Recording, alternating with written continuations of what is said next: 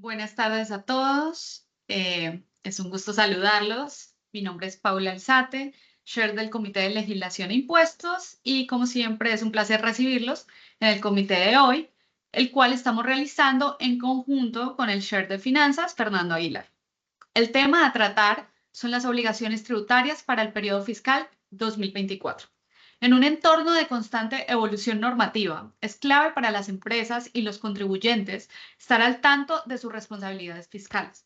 Por lo tanto, hoy abordaremos los principales cambios, plazos y consideraciones clave para garantizar el cumplimiento y minimizar los riesgos. Como panelista, tenemos el gusto de recibir a Odalis Linares, gerente de impuestos de la firma BDO Panamá, quien cuenta con una licenciatura en contabilidad de la Universidad del Istmo. Igualmente realizó un curso de control a instituciones y operaciones financieras en el Centro Interamericano de Administraciones Tributarias, CIAT. Cuenta con más de 12 años de experiencia profesional en preparación de declaraciones de renta, especialista en tributación de empresas industriales, zonas libres, estados financieros, solicitud de no aplicación de CAIR, diagnósticos, revisiones tributarias y diligencias periciales. Agradecemos a nuestra expositora por compartir su conocimiento y ayudarnos a navegar en este panorama tributario.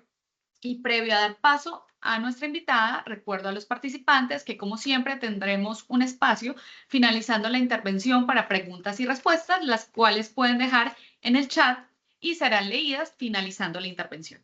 Finalmente, una mención muy especial a nuestros patrocinadores que hacen posible los eventos como el de hoy. Muchas gracias por acompañarnos a todos nuestros miembros y adelante, Odalis.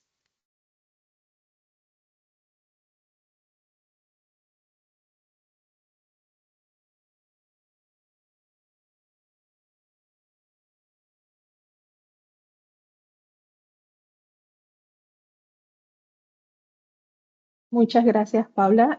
Sean todos bienvenidos a, a esta, a esta sesión del día de hoy. Gracias a Anchan por la invitación a poder conversar con ustedes un poquito sobre el tema de obligaciones tributarias para el cierre fiscal 2024. Como sabemos, pues ya estamos próximos a presentar declaraciones de renta y debemos tener algunos puntitos que debemos tener conciliados, haber revisados al cierre fiscal 2024. Por ende, dentro de los próximos 30 a 35 minutos, estaremos abordando con ustedes algunas de nuestras recomendaciones y tips para que ustedes puedan realizar este cierre fiscal 2024 de la manera más adecuada, sin tener muchos riesgos o errores al momento, pues, del cierre. Como ya estamos en febrero, la mayoría de las obligaciones tributarias ya han concluido con respecto al 2024. Sin embargo, nos queda quizás una de las más importantes, que es la declaración jurada de rentas, que vence el próximo 31 de marzo para personas jurídicas y 15 de marzo para personas naturales. En este sentido, vamos a abordar este punto en la agenda. Vamos a hablar durante estos breves minutos de manera muy general sobre todas las obligaciones que tiene un contribuyente ante la Dirección General de Ingresos y también inclusive ante el municipio, algunas recomendaciones que le vamos a dar para preparar las declaraciones de renta y unas consideraciones muy especiales en cuanto a tratamientos específicos para algunos tipos de sectores, como por ejemplo zona libre de Colón, para entidades bancarias, seguros y algunos regímenes especiales como Panamá Pacific y CEN. Y al final, pues tendremos la sesión de preguntas y respuestas, tal como le indicó la licenciada Paula, pues le agradecemos que las tengan en el chat y al final, pues estaremos dando respuestas a todas ellas. Vamos a iniciar de manera muy general con cuáles son todas esas obligaciones que tiene un contribuyente en la República de Panamá. Para casi todas las compañías hay obligaciones mensuales, anuales y ocasionales. Dentro de las mensuales tenemos la más importante casi o la que mayor recaudo tiene con la Dirección General de Ingresos, que es el ITBMS.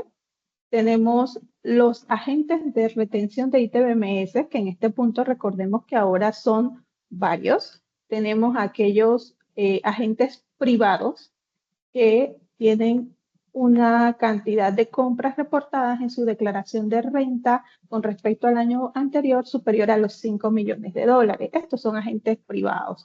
Tenemos también a instituciones bancarias, muy importantes, que realizan operaciones de tarjetas de crédito y de débito que también son considerados agentes de retención. Tenemos el informe de compras.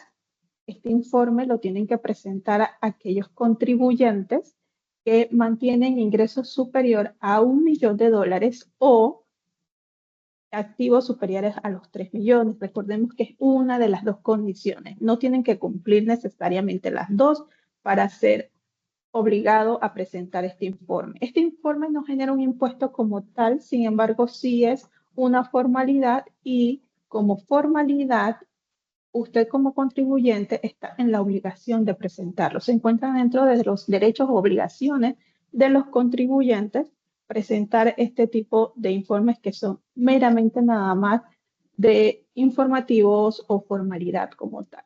En este sentido, pues también está el informe de venta. Básicamente, este informe ya es automático para todos aquellos contribuyentes que manejan la facturación electrónica. Aquellos que todavía se manejan con equipos fiscales, ellos sí tienen que levantar el informe y tienen que presentarlo mensualmente. La consideración para saber si usted tiene que presentar este informe o no es que sus ingresos igual sean superior a $1 millón o activos superior a 3. Básicamente la misma regla del informe de compras, nada más que a diferencia de aquellos que ya están con facturación electrónica, no importa el monto que ustedes manejan, el sistema lo va a hacer en automático.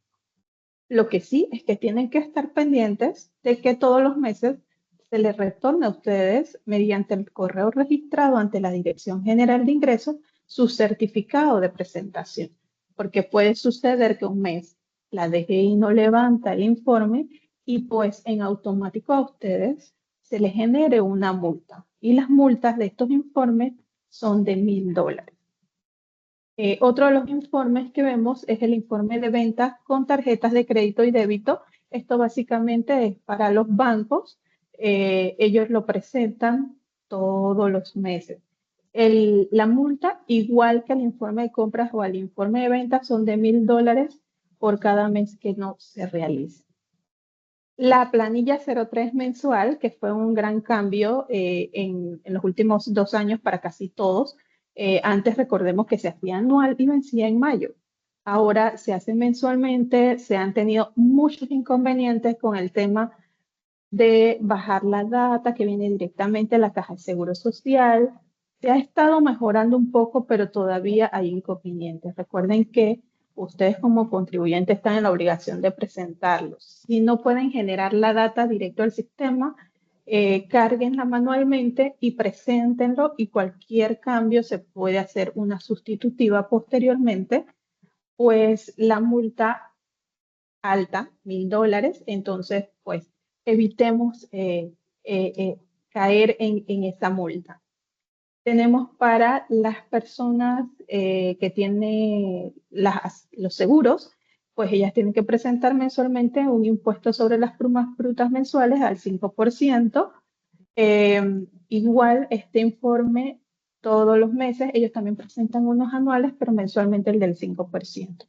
Y las remesas al exterior. En el caso de las remesas al exterior es un punto que quizás es importante abordar más porque existen muchos servicios que vienen de personas que están radicadas en el exterior, pero que influyen mucho en nuestras operaciones grabadas dentro de la República de Panamá.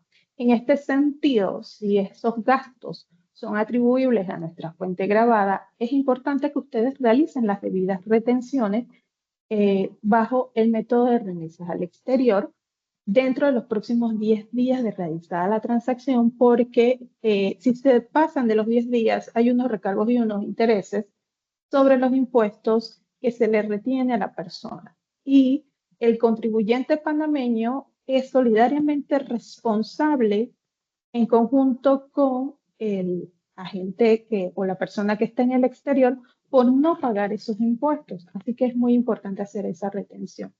Sobre este punto, también es importante que debemos separar algunos ítems. Si estamos hablando de personas naturales que brindan servicios hacia Panamá, recordemos que ellas pues tienen también un tema de que deben cumplir con ciertos parámetros.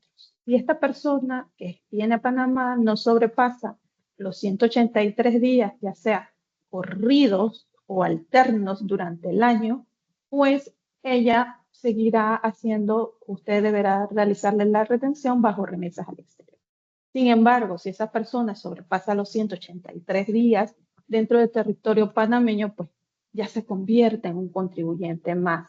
Por ende, está obligado a presentar su declaración de renta y obtener un NT ante la Dirección General de Ingresos. Entonces, eso es muy importante que lo tengamos en cuenta al momento de que se reciban servicios del exterior. Perdón.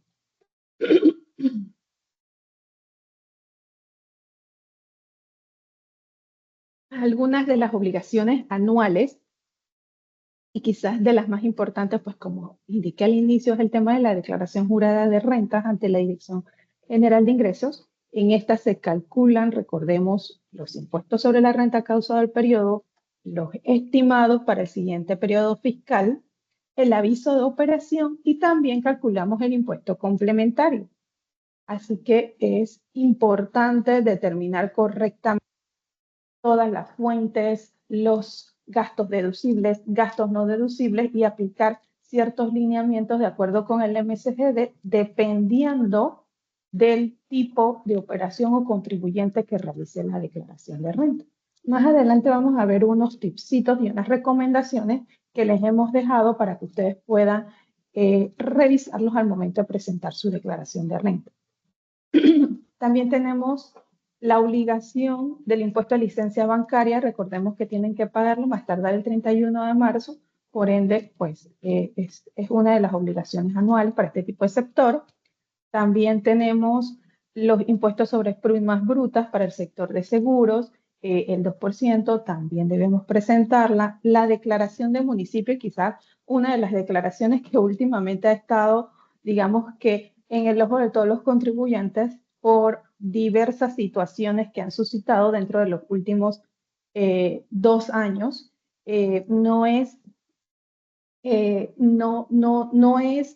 digamos, de alguna manera que no se ha evidenciado de que existen auditorías por parte del municipio de Panamá, el mayor de los municipios o el municipio más grande y que mantiene una actividad constante en cuanto a temas tributarios a diferencia del resto de los municipios. Quizás seguido muy de cerca de San Miguelito, pero no tanto. El municipio de Panamá pues sí ha estado realizando algún tipo de auditorías nosotros le decimos de escritorio, porque ha estado investigando, ha estado revisando las actividades de todos los contribuyentes, ha estado solicitando información de las declaraciones de renta y ha estado comparando los ingresos que se reportan. Y no solamente revisan el último año, el municipio está revisando los últimos 5 años. Por ende, cuando les llega a ustedes una citación del municipio, deben de tener en cuenta que lo más probable es que le van a revisar los últimos 5 periodos fiscales para verificar si su declaración de renta concuerda con los ingresos que usted reportó al municipio de Panamá. Básicamente ellos lo que están buscando es algún tipo pues, de errores en la presentación para obviamente obtener más impuestos porque todos sabemos, el municipio está buscando como más recaudaciones y está haciendo pues estas auditorías para eso. Otro punto muy importante con el municipio es que tienen que tener muy en cuenta el tipo de actividad que tienen registrada. Una actividad mal registrada en el municipio impacta directamente en la tabla del porcentaje o los cálculos de los impuestos que usted va a pagar. Recordemos que en el municipio de Panamá se trabaja mucho por tablas de actividades y por rangos de ingresos. Entonces, una mal calificación puede generarles a ustedes un impuesto mucho más alto. Entonces, muy importante eso, cómo está registrado, revisen también sus avisos de operaciones y también cómo está registrado esa actividad en la Dirección General de Ingresos para que no hayan equivocaciones. Y por último, tenemos el informe y estudio de precios de transferencia, que esto lo deben reportar en junio todas aquellas compañías o contribuyentes que han mantenido operaciones con partes relacionadas en el exterior o aquellos contribuyentes que están en una zona franca especial, llámese Zona Libre Colón, Área Económica Panamá-Pacífico, CEN o cualquier otra zona franca creada en territorio panameño con sociedades que se encuentran dentro del resto del territorio panameño o aduanero panameño, que no son zonas francas.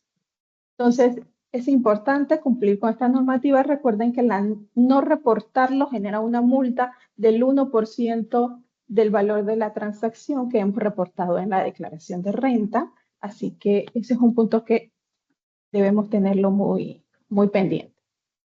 Tenemos algunas obligaciones que son muy ocasionales, no son parte del giro ordinario de muchas compañías, a excepción de que seas, digamos, una promotora que sí va a tener venta de bienes inmuebles todos los meses y va a poder ver el tema de las ganancias de capitales, pero eso es para un sector en específico. Nosotros lo manejamos como ocasionales porque no todas los mantienen recurrentemente. Tenemos ganancias de capitales por valores, por inmuebles y por muebles. Estas transacciones hay que dividirlas y se presentan por separado en cada uno de los formularios. Las ganancias de capital de valores, ya sea de acciones, bonos, cualquier título, van a pagar un adelanto del 5% sobre el precio de venta y posteriormente, dependiendo si la ganancia, si genera una ganancia menor, usted puede considerar que el 10% del impuesto de inmueble, del impuesto de ganancia de capital por venta de valores, como el impuesto definitivo y no el 5% que usted adelanta. Pero para eso hay que hacer ambos cálculos. En el caso de los bienes inmuebles es lo mismo, existe un adelanto al 3% sobre el precio de venta. Si el precio de venta es mayor que la ganancia de capital o la ganancia que usted va a tener sobre esa transacción y el 10% de esa transacción es menor, usted puede considerar que ese 3% no es un impuesto definitivo y realiza su trámite ante la DGI para que puedan obtener el 10% como el impuesto real de la transacción y le puedan devolver todo eso que usted pagó de más en el adelanto del 3%. Pero son varios procesos que usted tiene que seguir y cumplirlos para que eso se devuelva y que usted pueda cumplir con todas sus obligaciones como corresponde y como lo establece la norma. Ahora, en el caso de los bienes muebles, pues allí sí es un 10% directo sobre el precio del valor y también tenemos que recordar que la venta de bienes muebles, ya sea de activos fijos, también deben reportar o debe cobrarse el ITBMS y emitir una factura, no solamente presentar la ganancia de capital. Otro de los formularios que también es muy ocasional, tenemos la planilla 03. Perdón, la planilla ocasional, que esto por lo general son para artistas, deportistas, para un sector muy específico cuando viene a prestar servicios a territorio panameño. Son muy específicos, no es para todos. Generalmente se utiliza, vuelvo y repito, artistas que vienen del extranjero a dar un show, deportistas, artistas, servicios técnicos muy especializados que pues van a depender únicamente de cuando vengan aquí de una fuente de ingreso. Y por último tenemos el ITBI, que es el impuesto a la transferencia de bienes inmuebles, es un 2%.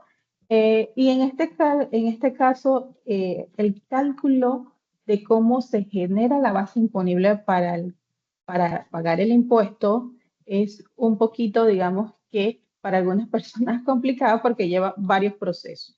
Primero tenemos que determinar cuánto es el valor del inmueble, cuántos años ha pasado desde la adquisición de ese bien inmueble hasta la fecha en que se va a vender.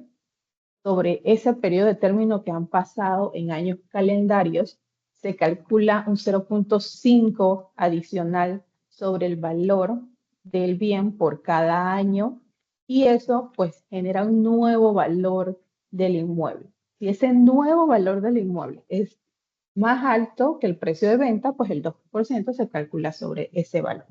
Si por el contrario el precio de venta es más alto, pues el 2% se calcula sobre el precio de venta.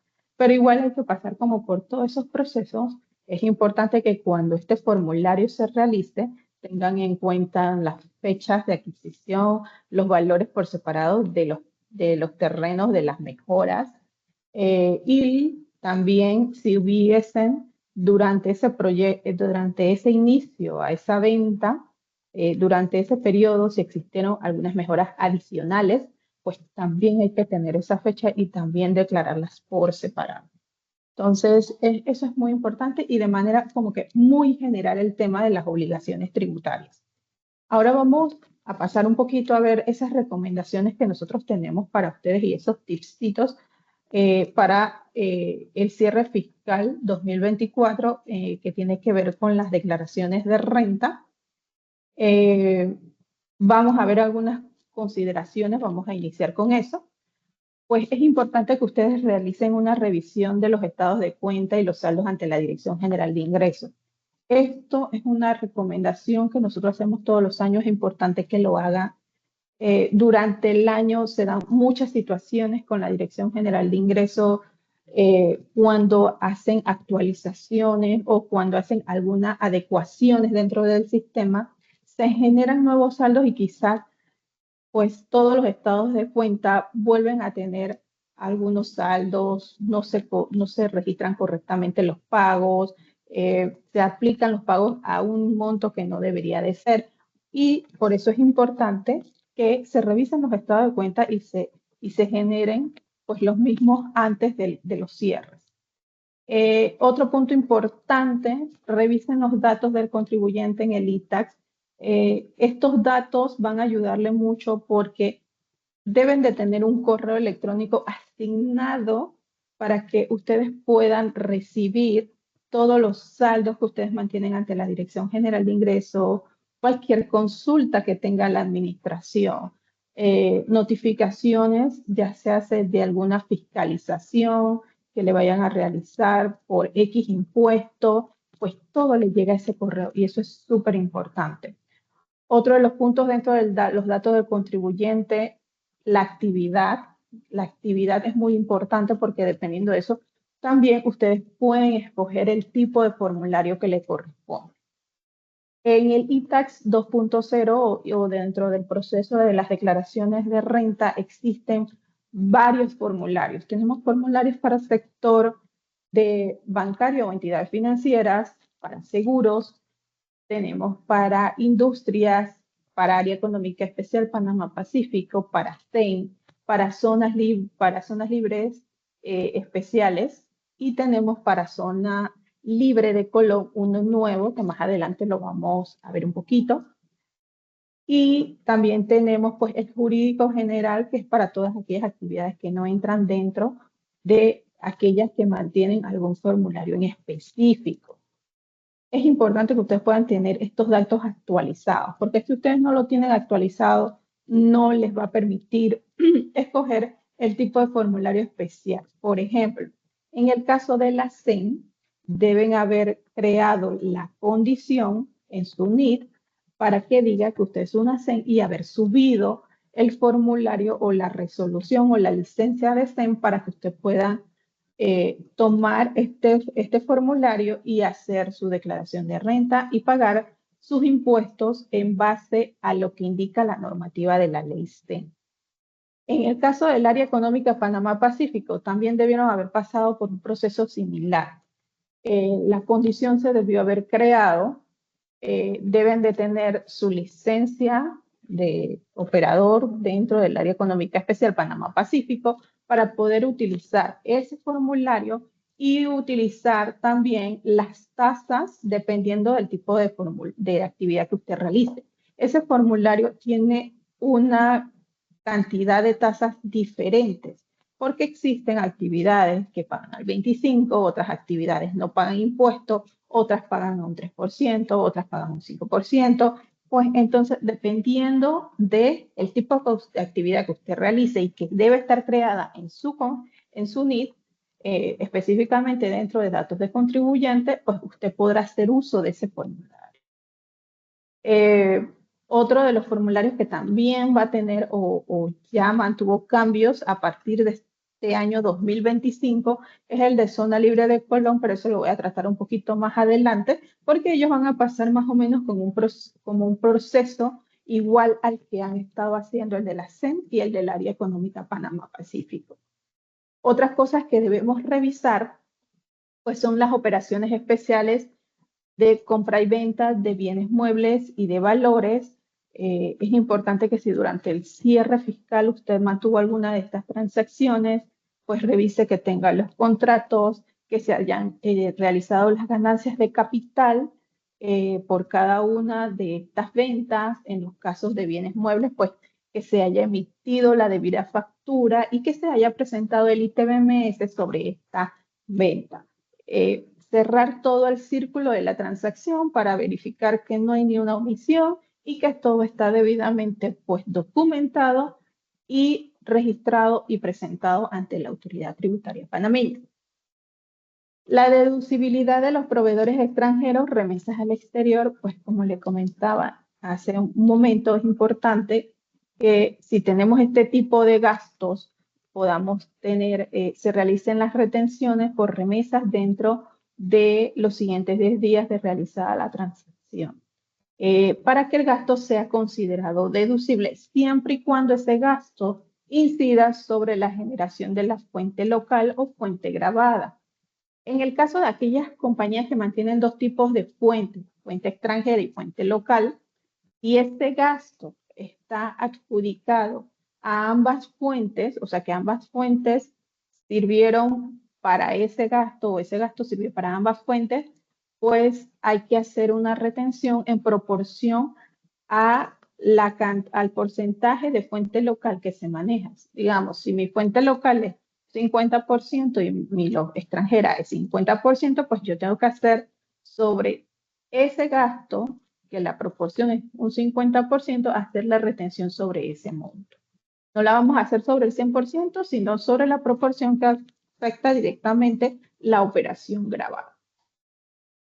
Cruces de información. Este último punto súper importante porque durante el año anterior se suscitaron muchas revisiones o cruces de informaciones o fiscalización ante la Dirección General de Ingresos sobre aquellos formularios de ITBMS, informes de compra y algunos puntos que tenían que ver con aduana y las compras que se presentaron en las respectivas declaraciones de renta o en el informe de compra. Ese cruce de información, la Dirección General de Ingresos está enviando constantes notificaciones a los contribuyentes para que se apersonen porque existen diferencias, porque no se han presentado correctamente, quizás, o porque el concepto, que es uno de los puntos que mayormente hemos visto que ha sido el error, es que, por ejemplo, cuando ustedes en los informes de compras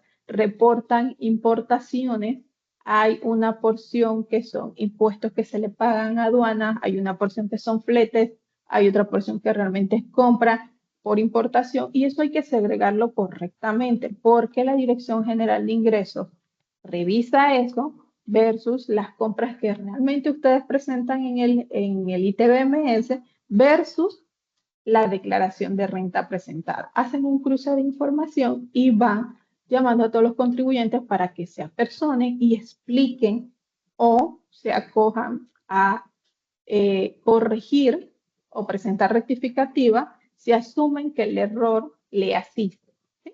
Entonces, en ese sentido, pues es muy importante realizar ese cruce de información ustedes internamente antes del cierre, antes de presentar la declaración de renta.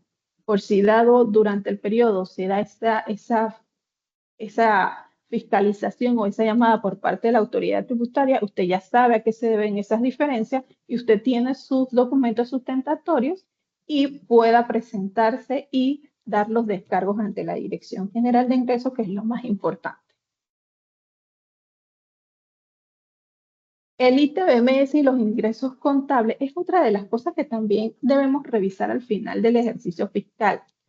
Hay que hacer conciliaciones entre los ITBMS reportados versus la declaración de renta para efectos de que no existan, digamos, ingresos que no se reconocen para efectos de renta o que exista una diferencia que puede ser producto de, digamos, una venta de un activo fijo que yo lo reconozco para ITBMS dentro de mis ingresos ordinarios, pero para efectos de la declaración de renta, como ella ya pagó impuesto, ella no forma parte de mis ingresos, sino que va directamente al área de impuesto complementario a pagar pues ese impuesto únicamente.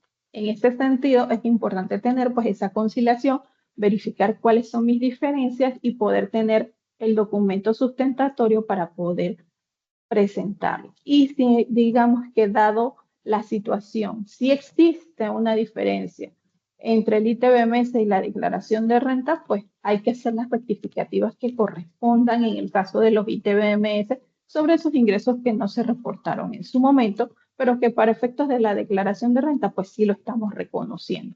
Entonces eso es muy importante. En la conciliación de ingresos debemos revisar varios puntitos y aquí se lo hemos dejado paso a paso. Uno, lo primero que tenemos que ver es el registro contable oportuno y apropiado de todos los ingresos, de las devoluciones y descuentos, notas de crédito y ajustes que puedan corresponder al periodo, ya sea, digamos, por cuentas, no sé, incobrables que se reconocieron, que llegaron posterior, que sí logramos recuperar y se están presentando. Pues todo esto debemos tenerlo debidamente documentado. Recordemos que ahora solamente existen dos maneras de documentar todas mis transacciones de ventas, ya sea a través de facturación electrónica o a través de equipo fiscal con dispositivo de enlace directamente ante la Dirección General de Ingresos. Por otro punto, pues también tenemos la conciliación de los ingresos reportados en el estado financiero versus lo reportado en las declaraciones de ITBMS. Eso es otro punto que también, o sea, es importante realizar esa conciliación, así como lo hacemos con la declaración de renta. Para efectos de la declaración de renta, al revisar los ingresos, recordemos que si manejamos más de una fuente, debemos revisar la clasificación correcta de esos ingresos, ya sea gravables, exentos o de fuente extranjera. La adecuada segregación de los ingresos, pues también nos permite hacer una adecuada asignación de los costos y de los gastos que van a ir atribuibles a cada una de esas operaciones y también nos va a ayudar mucho con el tema del máximo de costos y gastos deducibles, que es el MSGD. La depuración del reporte de ingresos o ventas para evitar duplicaciones o errores o que durante un periodo, pues, que ha sucedido mucho ahora con el tema de facturación electrónica, es que a veces quedan registradas las facturas dentro del reporte que emite la Dirección General de Ingresos y contablemente no se mantiene la factura, se le hizo una nota de crédito y esa nota de crédito pues no quedó reflejada en el informe de facturación electrónica, pues eso también debemos unificarlo, revisarlo y evitar pues esos errores que quizás puedan darse al final del ejercicio fiscal. Y el módulo de facturación fiscal versus registro de ingresos, pues básicamente lo que acabo de decir, pues verificar que todo esté debidamente conciliado, que no nos hizo falta ninguna nota de crédito, que quedara registrada en contabilidad y que no se hizo la factura electrónica, o algún ingreso que quedó registrado contablemente y que no se hizo la factura electrónica o la factura fiscal. En el caso de los costos y de los gastos, pues es importante hacer varias cositas durante la revisión de la declaración de renta. Vamos a ver cada una de ellas y vamos a ir ampliando un poquito. Verificar que se hayan registrado adecuadamente los costos y los gastos por tipo de operación. Recordemos un poquito que hace algunos años, cuando entró la Ley 6 del 2005, muchos añitos atrás,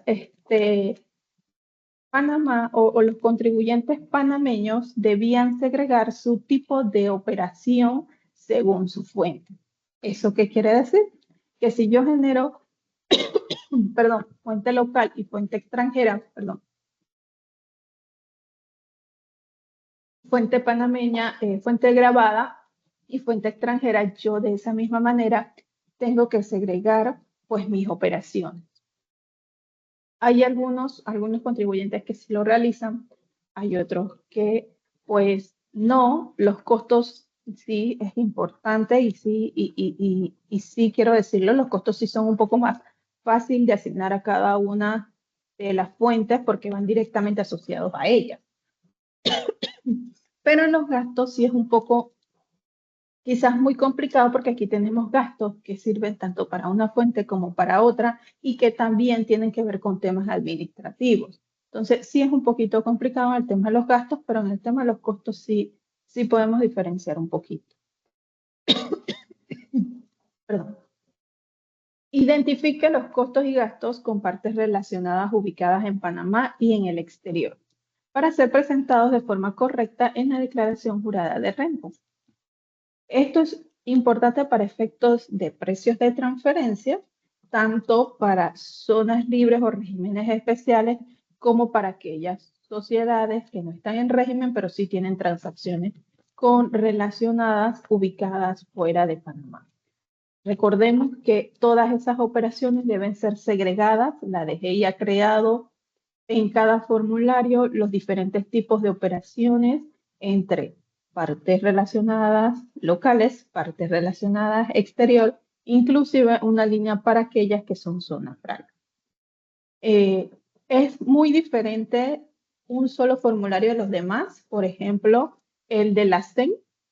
Las sociedades en sí manejan una cantidad de conceptos sumamente mayores en cuanto a temas de partes relacionadas, a diferencia del resto de los formularios.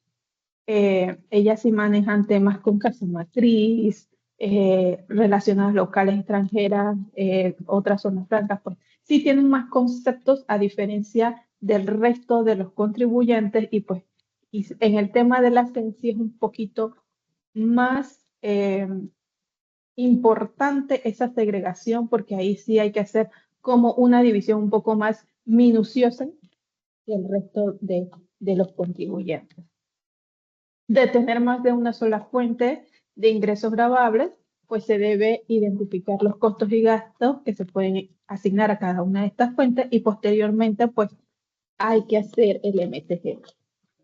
Es importante asignar directamente a cada una de las fuentes sus costos y sus gastos para poder posteriormente pues, hacer el cálculo del máximo de costo y gasto deducible MSGD y determinar si esta asignación está dentro del rango establecido según el cálculo que la misma administración tributaria ha impuesto y que no se excede de lo que yo debería de llevarme como gastos o costos deducibles.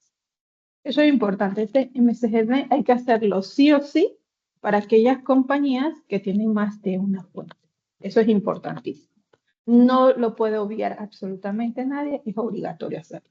No hay que presentarlo ante la Dirección General de Ingresos al momento de presentar la declaración de renta, pero sí es importante que usted tenga su papel de trabajo de que usted realizó ese proceso y que dentro de los cálculos realizados, pues usted no se excedía de lo que usted podía llevarse como costos o gastos deducidos. Aquellos costos y gastos que no pueden ser imputados directamente a su fuente serán prorrateados. Esto básicamente tiene que ver con lo que comenté hace un rato, aquellos gastos que quizás por su naturaleza no lo podemos asignar a ninguna de las fuentes y nos sirven básicamente para generar todas nuestras fuentes. Esos gastos que no se pueden asignar, pues van a ser prorrateados según el porcentaje de fuente de cada una, ya sea extranjera, exenta o grabada. Otro punto importante, hay que revisar el inventario inicial que coincida con el inventario final presentado en el balance de situación de la declaración de renta del año anterior. Eso es importante. También es importante que si son compañías retail y manejen inventario, pues realicen tomas de inventario al final del año, que todo quede debidamente documentado. Si existen mercancías en obsolescencia, pues se realicen las actas para documentar ese registro contable que van a hacer sobre pérdida de inventario por obsolescencia. Y muy importante, aquellas certificaciones que tienen que ver con que las tiene que firmar un CPA. Recuerden que con la ley 280, pues de contador público autorizado sobre nuestra profesión, el contador interno no puede refrendar este tipo de certificaciones, ni la declaración de renta, ni ningún documento que vaya ante una autoridad. Tiene que hacerlo un externo a la compañía. Y por último, pues clasifique las compras adecuadamente entre importaciones y compras locales. Recuerde que este punto en específico tiene que ver mucho con su condición, si será considerado como agente de retención para el ITBMS en el periodo siguiente después de la declaración de renta del periodo actual. Ok, vamos a ver el punto del CAIR o la solicitud de CAIR para aquellas compañías que lo realicen durante el periodo. La solicitud de no aplicación del CAIR, pues recordemos que el CAIR es el cálculo alterno de impuestos sobre la renta. Pueden solicitarlo bajo dos condiciones: que la compañía no tenga pérdida o una tasa efectiva superior al 25%, que es la tasa regular del impuesto sobre la renta. Algunas recomendaciones antes de hacer el CAIR, pues realice conciliaciones básicas entre los diferentes tributos reportados ante la DGI. Para estas recomendaciones, a pesar de que se las estoy mostrando en estos momentos, que ya casi vamos a presentar la agenda, también es bueno que ustedes, este punto específico, si ustedes saben que pueden caer en CAIR y deben solicitarlo, pues realicen como un corte o en mitad del año o lo realicen cada trimestre y puedan ir revisando si sus conciliaciones, básicamente la más importante, la del ITBMS, que es la que más revisa la DGI, pues estén adecuadas, que no existan diferencias, y si existen diferencias, pues usted puede realizar los correctivos necesarios antes de presentar su solicitud de no aplicación del CAIR, que recuerden, vence, si usted presenta su renta el 31 de marzo, solamente tiene hasta 5 días después para presentar su CAIR. Todo va a depender de la fecha de presentación. Si usted presenta un 25, solo tiene 5 días posterior para presentar el CAIR. Y esos días son hábiles, muy importante. Asegurarse que si se acoge algún tipo de incentivo o régimen especial de tributación, pues cumpla efectivamente con todos los requisitos exigidos por ley para utilizarlo. Si usted utiliza el incentivo de arrastre de pérdida, usted tiene que presentar una prueba a la DGI en la que se realice este análisis y pueda documentarlo. Si usted utiliza, digamos, el incentivo de discapacitados, usted debe presentar ante la Dirección General de Ingresos, pues, los documentos de las personas o la certificación de las resoluciones que le da tanto el SENADI como el MIDES para documentar esas transacciones y que puedan utilizar ese incentivo, por ejemplo. Deben asegurarse de mantener disponibles detalles, pruebas de cuenta de otros costos, otros gastos.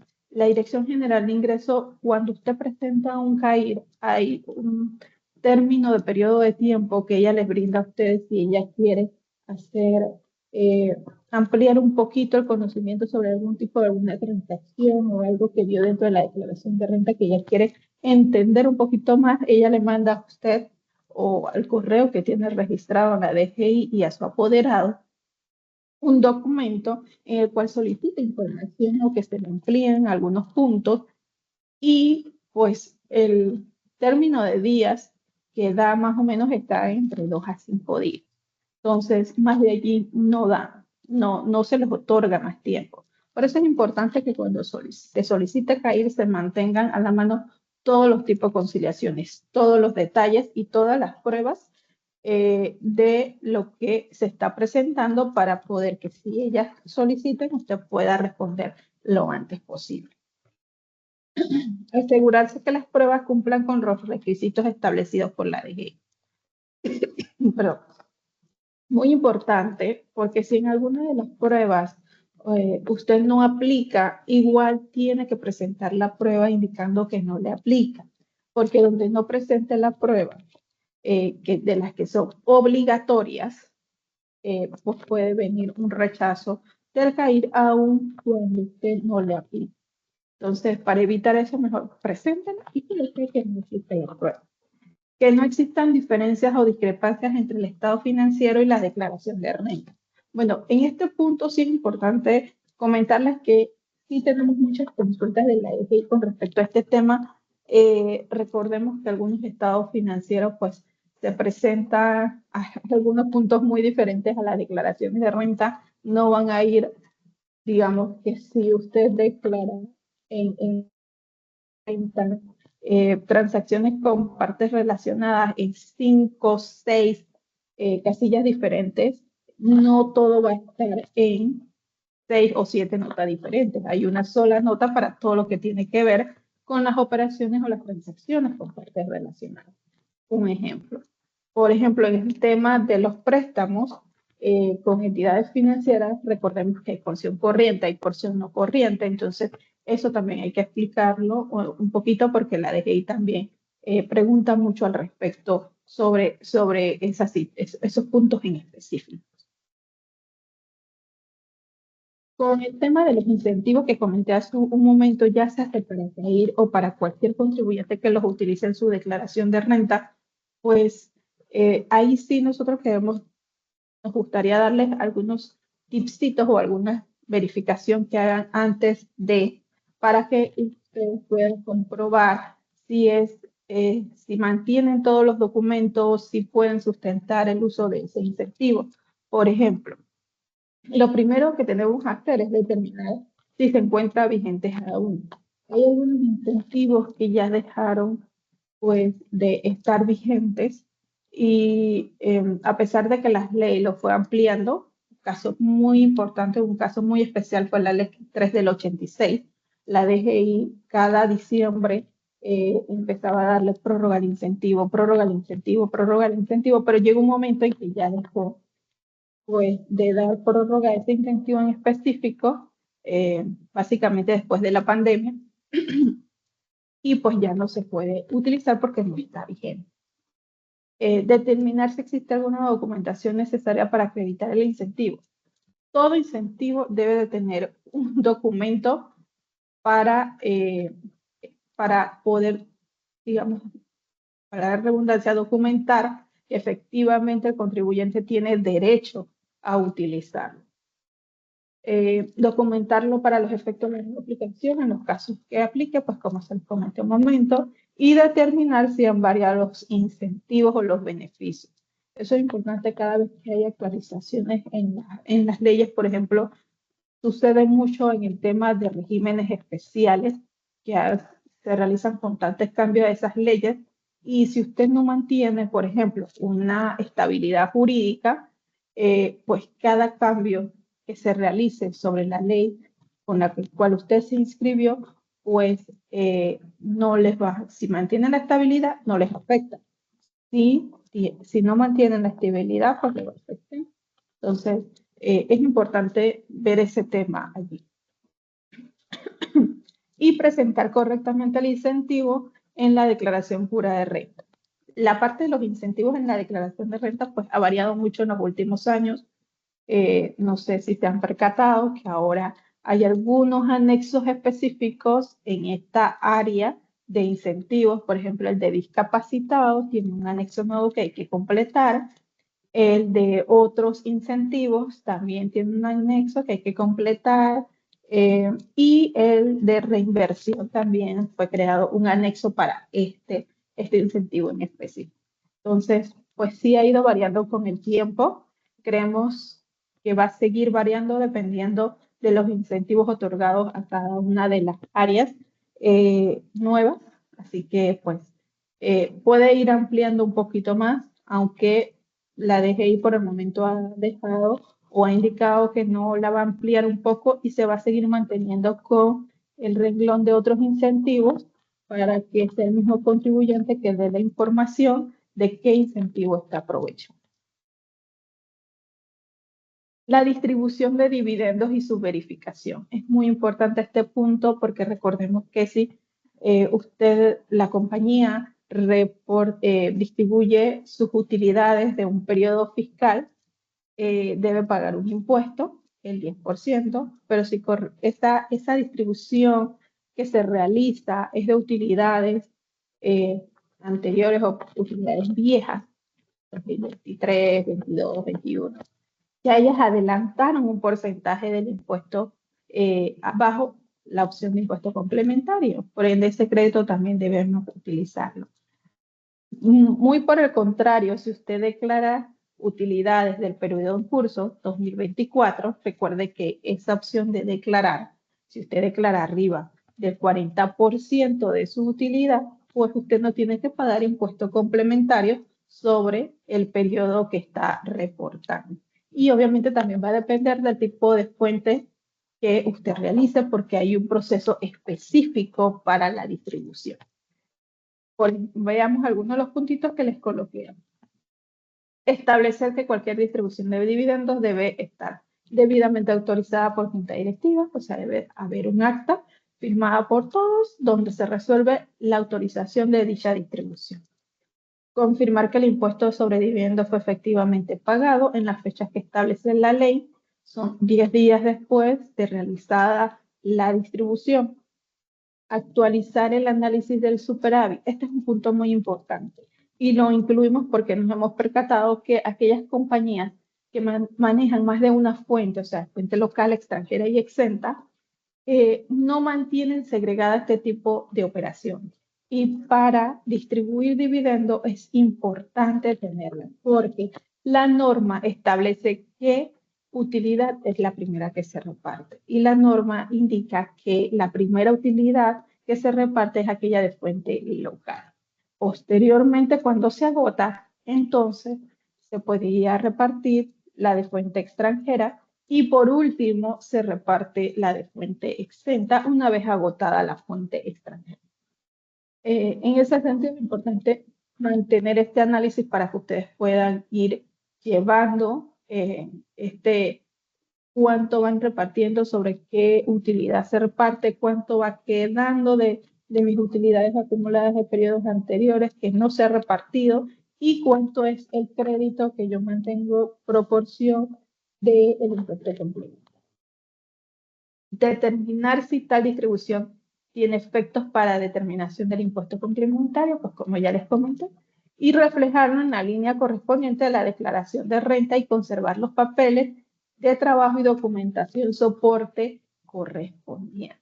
Esto, pues, con lo que tiene que ver con distribución de utilidad. Ahora, hay unas consideraciones especiales que se dieron para este periodo fiscal. Vamos a verlas brevemente. La validación del CPA de la declaración de renta. Recordemos que a partir de la entrada en vigencia de la ley 280 del 30 de diciembre de 2021, pues la declaración jurada de renta debe ser refrendada por un CPA autorizado que mantenga obviamente su idoneidad vigente y debe estar debidamente también registrado en los datos del contribuyente del NIT como terceros que tienen que ver directamente con la operación de la compañía. Y recordemos también que esa ley modificó el refrendo de las rentas, el monto, a $11.000. O sea que a partir de los $11.000, cualquiera que presente renta está en la obligación de que la misma sea refrendada por un CPA. Otro punto importante, como ya les indiqué, pues la inscripción del CPA ante la DGI. Recordemos que hay que completar estos datos y que el CPA tiene que quedar dentro de los terceros o vinculados terceros de la sociedad. Adicional, para poder presentar esa declaración de renta, el CPA debe generar un código de seguridad que solo lo genera él bajo su NIF en la sección de contador público autorizado. Esta sección este año ha mantenido un cambio importante porque ahora también hay uno en específico para firmas. Antes todos pues generábamos nuestro código directamente en un solo ítem, que era generar código de seguridad, pero ahora las firmas de contadores públicos que tienen una personalidad jurídica en la Junta Técnica de Contabilidad, pues también pueden generar su código por separado. El formulario de zona libre de Colón, y este es uno de los puntos que quizás recientemente es el que ha mantenido pues cambios en temas de tributación. Con la entrada de la ley 412 se establecieron algunas series de incentivos para que la zona libre de Colón pues empezara a mantener más operaciones, que se generara más comercio dentro de esta área específica y pues para que los usuarios, la Asociación de Usuarios de Zona Libre pudiera tener acceso a esos incentivos sin tener que pasar por todo lo que sucedió el periodo anterior al cierre 23 durante el 2024, que muchos de ellos tuvieron que pagar impuestos cuando no debieron pagar impuestos. Algunos no obtenían paz y salvo porque no pagaron el impuesto porque no les aplicaba. La DGI tuvo que hacer una serie de corridas en sus estados de cuentas para eliminar estos impuestos. En el caso de esos contribuyentes, pues la DGI estableció que se iba a crear una condición en específico y eso es que lo que se ha hecho a partir de enero de este año. Se ha creado una condición en los datos de contribuyente, específicamente en la que dice condiciones especiales. Ahí usted entra y deberá adjuntar la clave de operación que mantiene o que lo acredita como asociación de usuarios de la zona libre para que usted pueda utilizar esos beneficios que mantiene y que pueda también utilizar el formulario de declaración de renta especial para esta área. Con antelación, ustedes saben, había un solo formulario para todas las zonas, se llamaba formulario 18 o regímenes especiales. Ahora, este formulario 18 básicamente quedó para zonas francas y quedó también para algunas áreas en específico, porque ya se han ido segregando. Zona libre de Colón va a tener un formulario específico, el régimen especial de Panamá Pacífico ya lo tiene, el régimen especial de la CEM ya lo tiene también.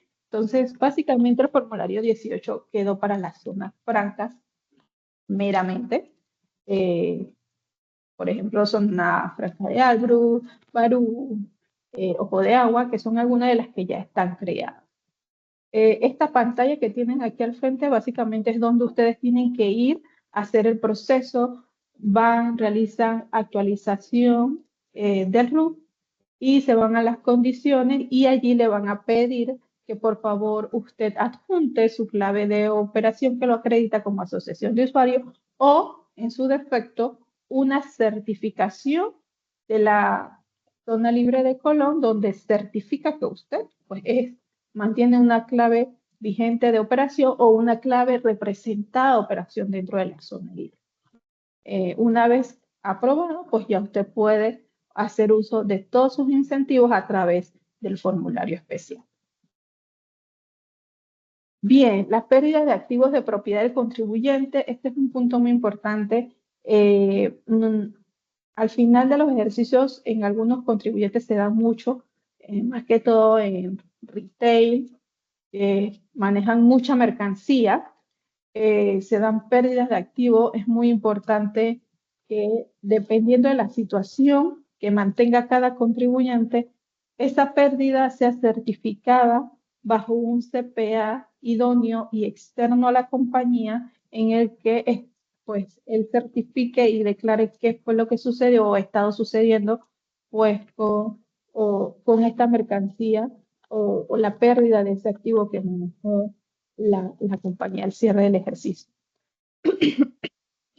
Las cuentas incobrables y la provisión de cuentas malas es algo que también tenemos que revisar mucho al cierre del ejercicio. Recordemos que la provisión no puede exceder el 1% de las ventas al crédito ni el 10% de mis cuentas por cobrar comerciales. Aquí no entra ni el Estado ni las relacionadas, solo las comerciales. Y en el caso de que existan incobrables, pues debemos determinar si cuentan con todos los requisitos para considerarlas como tal. Por ejemplo, que el proveedor o el cliente haya tenido cese de operaciones o se haya dado a la quiebra, que exista algún litigio legal, pues todas esas situaciones deben estar debidamente documentadas. Y por último, también recordar en el caso de las entidades financieras, que ya sí tienen una variación al resto de los contribuyentes, y es que de acuerdo al artículo 35 del decreto ejecutivo 170, las reservas para incobrables no serán deducibles. Solo son deducibles para este sector los castigos realmente realizados durante el periodo. Y pues hasta aquí una breve pues presentación. Les agradezco a ustedes pues su atención. Paula, te dejo el control para que puedan entonces, si tienen preguntas y respuestas, realizarlo. Claro que sí, muchas gracias, Odalis. Tenemos un par de preguntas. Primero, tengo una por acá. Tú mencionabas que los extranjeros que pasen más de 183 días en Panamá deben declarar. ¿Qué Correcto, pasa? es así.